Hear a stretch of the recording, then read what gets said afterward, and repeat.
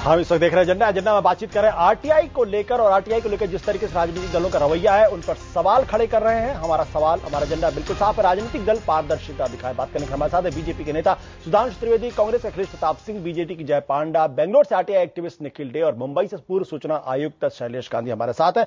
निखिल जी, राजनीतिक दलों की एक चिंता जो बहुत जेन्युइन चिंता लगती है, और वो इस बात को लेकर यह कि जैसे कि पिछले दिनों आपने देखा कि आरटीआई के मूवमेंट ने कम से कम एक काम यह किया कि अब अफसर डरने लगे हैं, फाइल के ऊपर नोटिंग्स में कुछ लिखने से डरने लगे हैं। उसकी वजह से एडमिनिस्ट्रेटिव पैरालिसिस होने लगी है, यानी अफसर वाकई में फैसले नहीं लेने लगे। यह एक बहुत बड़ा कारण बताया जाता है।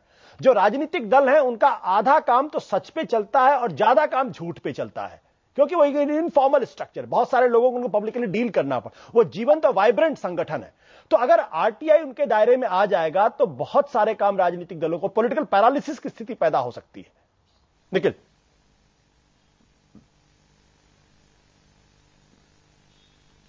नहीं, मेरा मानना है कि ये आरटीआई एक कदम है।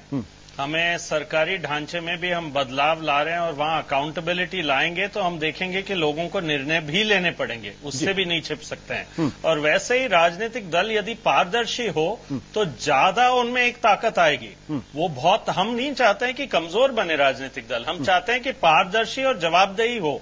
और ये एक मौका है कि हम राजनीतिक दल आपस में मिलकर कह सकते हैं कि हम बदलाव चाहते हैं, तो फंसे हुए दलदल से हम निकल के आए आरटीआई की मदद लेते हुए। तो एक चीज पर तो अग्रीमेंट हो सबके बीच में कि हम आरटीआई के दायरे में आए और जनता को हम जवाब दें। दूसरी चीज है जो आपने बात उठाई, कम से कम फाइनेंशियल ट्रांसपेरेंसी पर अग्रीमेंट तो हो कि ये तो पूरी तरह हम सीधा जनता को जवाब देंगे, ताकि ये फाइनेंशियल ट्रांसपेरेंसी वाला ये दलदल तो हटे। और तीसरी बात है जहां समस्या है, जो आप बातें उठा रहे हैं और मैं भी मानता हूं कई जगह समस्या है कि एक छोटी छोटी अंदरूनी बातें यदि पूछने लग जाए तो दिक्कत आएगी।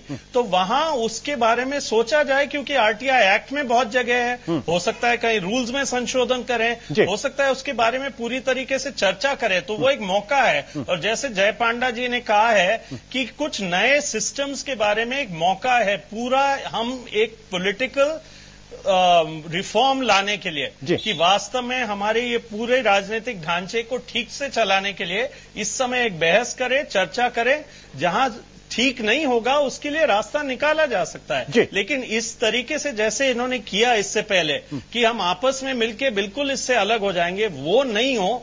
आज बहुत अच्छा कदम है कहने के लिए कि हम चर्चा के आधार पर आगे सोचेंगे कि कैसे चलेंगे। उसमें आज आशुतोष जी, यदि आप सबसे ये अग्रीमेंट ले सकते हैं कि कम से कम फाइनेंशियल ट्रांसपेरेंसी पूरी होगी, उसके लिए ये लड़ेंगे स्टैंडिंग कमेटी में भी, कांग्रेस भी, बीजेपी भी, सारे लोग, तो एक बहुत बड़ा कदम आएगा दूसरी चीजों के बारे में चर्चा कर। बिल्कुल बिल्कुल। शैलेश गांधी जी, जो सवाल मैं खड़े कर रहा हूं, जो राजनीतिक दल अंदर से बहुत ज्यादा खड़े करते हैं, उनका कहना है कि राजनीतिक दलों की दिक्कत क्या होती है ना, जितनी पॉलिटिक्स वो बाहर करते हैं उसकी 10 गुना पॉलिटिक्स पार्टी के अंदर होती है।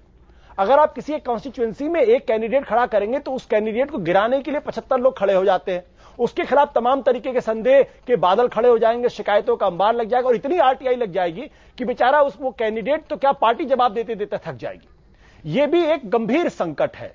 तो ये इस संकट का निराकरण भी होना चाहिए। और क्या आपको नहीं लगता है कि राजनीतिक दल जो है वो एक बड़े भारी चक्रव्यूह में फंस जाएंगे?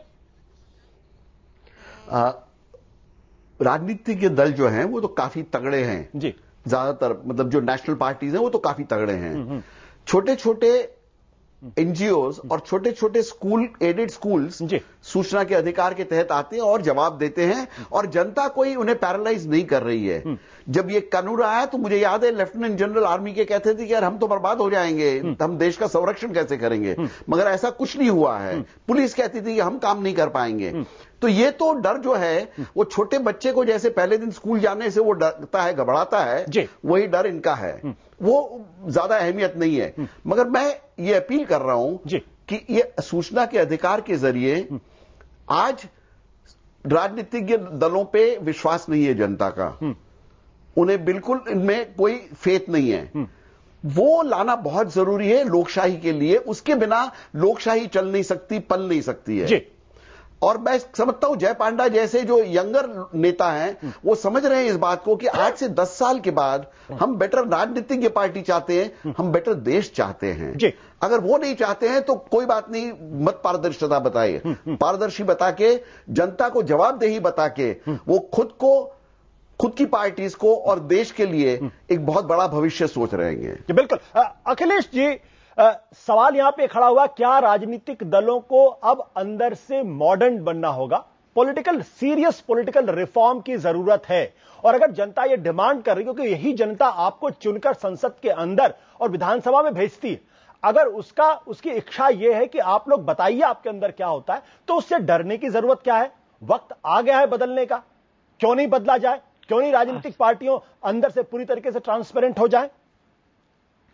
आशुतोष जी, इलेक्टोरल रिफॉर्म्स एडवांस स्टेज पे है, सारे लोगों को ओपिनियन लेने की डेट खत्म हो गई है। वो एक बहुत बड़ा बिल आ रहा है और उसमें बहुत सी चीजें हैं, ये भी है, क्रिमिनलाइजेशन का भी है, तमाम चीजें हैं, और वो एक बड़ा कदम होने जा रहा है ऑल पार्टीज के लिए। दूसरी बात, जहां तक कांग्रेस की, जब से राहुल जी आए हैं, आप देखिए यूथ कांग्रेस से लेकर के, यूथ कांग्रेस पूरा एनएसवाई में पूरा ये सिस्टम है, मेंबर बनने से लेकर के, और सारा वेबसाइट पे है और सारा प्रोसीजर भी है, और वो पब्लिकली इलेक्ट होते हैं।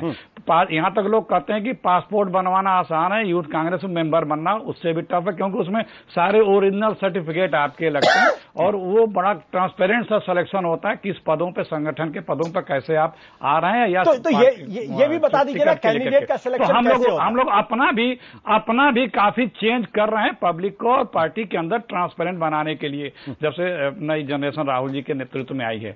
और तीसरी बात जो अभी, अखिलेश जी माफ करें, मैं बीच टोक रहा हूं, कल ये सवाल भी आपसे हो सकता है कि भाई राहुल गांधी को आपने किस आधार पर पार्टी का उपाध्यक्ष बना दिया? ये सवाल पूछेंगे लोग कि आपने अपने वंश के आधार पर बनाया या अपने काबिलियत के आधार पर बनाया? आशुतोष जी, पहले आप करेक्ट कर लें, आरटीआई में सवाल नहीं होता है, आरटीआई में सूचना मांगी जाती है। सूचना मांगेंगे ना, सूचना का अधिकार है, जो भी घटित हुआ है, सूचना दे दीजिए। जो भी ब्लैक एंड व्हाइट में या ऑडियो विजुअल जिस रूप में है, वो उसकी कॉपी आप ले सकते हैं, तो उसकी कॉपी ले सकते हैं आप। तो ये सवाल जवाब नहीं है आरटीआई में, ये असेंबली ऑफ पार्लियामेंट। मान लिया आपकी बात, मान लिया, मैंने कहा ये सूचना तो पब्लिक पूछेगी ना कि किस आधार पर राहुल गांधी का उपाध्यक्ष, क्या ये तकलीफ होगी आपको? सूचना ले ले, क्योंकि वो देखिए, हमारे यहाँ स्टेट के चुनाव होते हैं, जो पीसीसी मेंबर हैं वो इलेक्ट करते हैं, तो पिछले बार भी इलेक्ट हुए। जो राष्ट्रीय अध्यक्ष या पीसीसी प्रेसिडेंट या है, वो हमारा नॉर्म्स है, इलेक्शन कमीशन उसको देखता है, उस हिसाब से इलेक्शन होते हैं, और वो भी ट्रांसपेरेंट है। वो एक चीज चुनाव की देख रेख में होता है। तो पार्टी को ले आइए ना आरटीआई के अंतर्गत, तो फिर आरटीआई के तहत पार्टी को ले आइए, फिर क्या दिक्कत है? देखिए, ये सब तो आरटीआई में है ही है। हम आपसे यही तो पूछा था कि क्या चीज आपको आरटीआई में जानना, ये बताइए ना। तो कानून का विरोध मत करिए ना। नहीं, कानून देखिए, अभी एक बात उठा आशुतोष जी कि छोटे गिफ्ट, वो हेल्प, फाइनेंशियल गिफ्ट करने वाले लोगों का नाम नहीं, तो उसके लिए तो आपको इनकम टैक्स एक्ट में बदलाव करना पड़ेगा, क्योंकि 20,000 के नीचे वालों को ये प्रिविलेज है, तो उसमें आप उसको बदलाव कर दीजिए कि 20,000 से कम देने वालों का भी रिकॉर्ड इनकम टैक्स रिटर्न देना पड़ेगा। अखिलेश जी, पहले सैद्धांतिक तौर पर तो पार्टी तैयार हो जाना है कि हम आरटीआई के तहत लाएंगे। जो निखिल जी ने बड़ी अच्छी बात कही, उन्होंने कहा पहले आप सैद्धांतिक तौर पर तैयार हो जाइए, उसके बाद उसको फॉर्मेट क्या होगा, उसका प्रपोजल क्या होगा, उसका प्रारूप क्या होगा, उस पर चर्चा हो जाएगी। नहीं, देखिए, ये बड़ी लंबी बहस है। अगर आप जजमेंट पर बहस करेंगे तो उस पर भी मैं बता दूंगा कि कैसे पूरा हिंदुस्तान का हर व्यक्ति उस पर आएगा। और दूसरी बात, पहले आप तो ये तय करेंगे आप जानना क्या चाहते हैं। आप जो चीज हमारा, देखिए, चुनाव के दौरान जो भी चीज हो रहा है वो सब ऑन पेपर है, पार्टी का हर चीज ऑन पेपर है। ठीक है, जो फाइनेंशियल तो मैं कह रहा हूं, सब कुछ ऑन पेपर है, तो फिर आरटीआई के तहत लाने में दिक्कत क्या है? सब कुछ अगर ऑन पेपर है। सुधांशु त्रिवेदी जी, ये सवाल आपसे भी है। सवाल इस बात को लेके ये कि भाई अगर कैंडिडेट का सिलेक्शन अगर कर रहे हैं आप, तो बता दीजिए, जैसा कि जय पांडा जी ने कहा कि अमेरिका के अंदर तो जो कैंडिडेट का सिलेक्शन होता है वो प्राइमरीज में होता है, लोगों को पता होता है इसके आधार पर। ये बताने में दिक्कत क्यों आनी चाहिए? क्यों जनता न जाने इस बात को? देखिए, इसके कुछ तकनीकी बात है और कुछ व्यवहारिक बात है। एक तो टेक्निकल बात है, जिस तरफ आज तक किसी का ध्यान नहीं गया, कि हमारे यहाँ कॉन्स्टिट्यूशन में पॉलिटिकल पार्टी डिफाइंड कहां है। एंटी डिफेक्शन मेरा मानना है, पहले तो पॉलिटिकल पार्टी का स्ट्रक्चर्ड प्रॉपरली डिफाइंड होना चाहिए। एंटी डिफेक्शन लॉ में क्या है, लेजिस्लेचर और पार्लियामेंट्री पार्टीज डिफाइंड है, पॉलिटिकल पार्टीज की प्रॉपर डेफिनेशन नहीं है। पॉलिटिकल पार्टीज की प्रॉपर टेक्निकल डेफिनेशन हो, उनका स्ट्रक्चर डिफाइंड हो, तब हम आगे की ये बात करें। अब आप आइए दूसरी बात के ऊपर। आपने भी स्वयं ये कहा कि पॉलिटिकल पार्टियां एक जीवंत संगठन है, एक जीवंत ऑर्गेनाइजेशन है। अब इसके अंदर एक और बात है, जैसे आपने कहा ना अमेरिका में सब कुछ बिल्कुल ओपन है। अमेरिकन सोसाइटी और या वेस्ट की सारी सोसाइटी और हमारी सोसाइटी में बड़ा भारी अंतर है। वहां है individual and then direct society, no institution in between. हमारे यहां बीच में परिवार भी आता है, हमारे यहां जाति भी आती है, हमारे यहां वर्ग भी आता है, बता सब अपना रोल प्ले करते हैं। बता दीजिए ना उसके बारे में। तो मैं उसी पॉइंट पे आ रहा हूं। यदि यह प्रश्न उठेगा तो भारतीय जनता पार्टी और कम्युनिस्ट पार्टी को छोड़कर बाकी ज्यादातर दल जो परिवार और वंश के आधार पर चल रहे हैं उनके लिए ज्यादा समस्याएं पैदा होंगी।